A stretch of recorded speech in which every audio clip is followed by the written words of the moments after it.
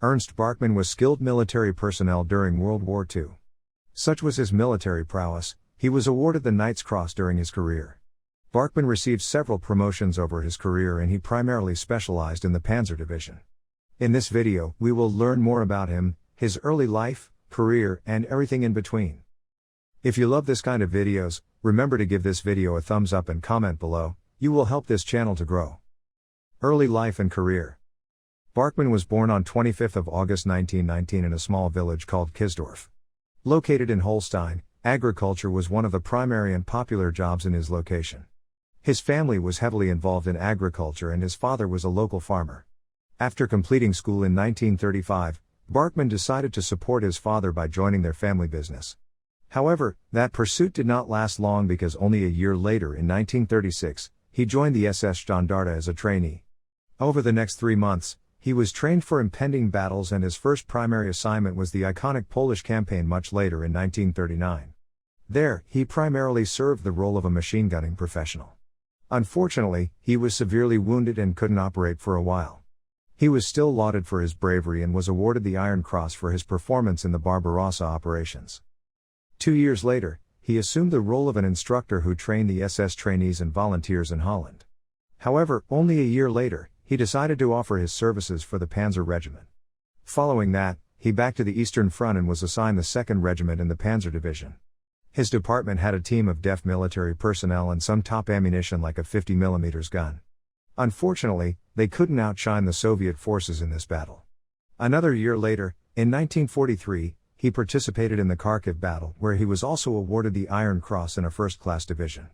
The same year, he was assigned a role in the 4th Company that came with even better ammunition including, but not limited to, Panther tanks.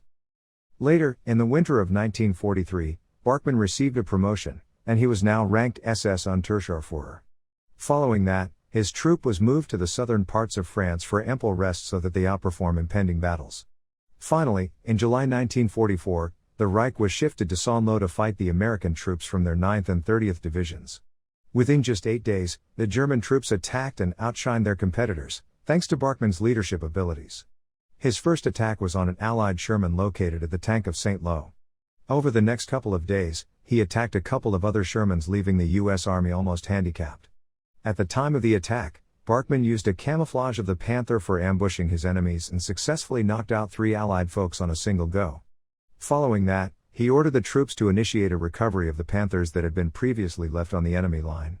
This job turned out to be a staggering success and he managed to attack and kill a couple of additional Shermans along the way. Barkmann was also worried about the wounded German troops at this time. That is why he ordered his unharmed troops to safely recover the wounded Germans from the American front. This mission was yet again successful and he retrieved the Panther that he was initially concerned about. On 26 July, Barkmann witnessed engine issues once again, because of which he needed to visit the field workshop. As the mechanics performed their operations, the Allied bombers attacked the workshop, which eventually wounded the man's beloved Panther. The compartment was directly hit and suffered severe damages. However, it was retrieved over the next couple of works and Barkmann embarked homewards. Interestingly, at the time of his return, he was informed about Allied threats by his troops. During this time, Barkmann was already in his Panther.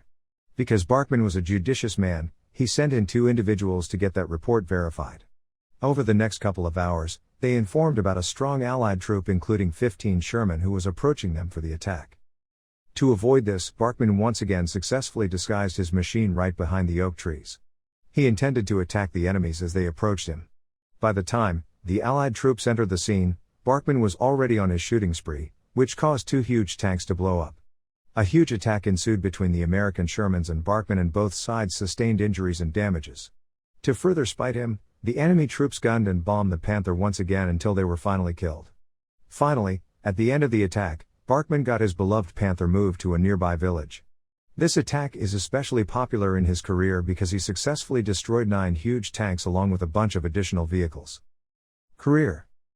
After the last attack, Barkmann decided to rejoin his company.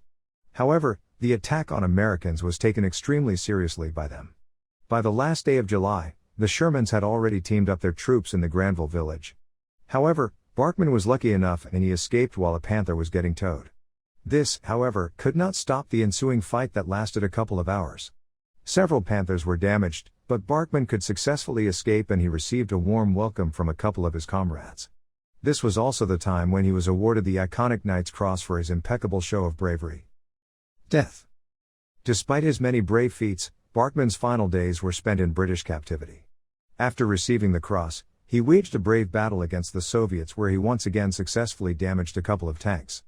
Later, in 1945 he decided to join the action in Austria where his Panzer was mistakenly damaged by a couple of friendly troops.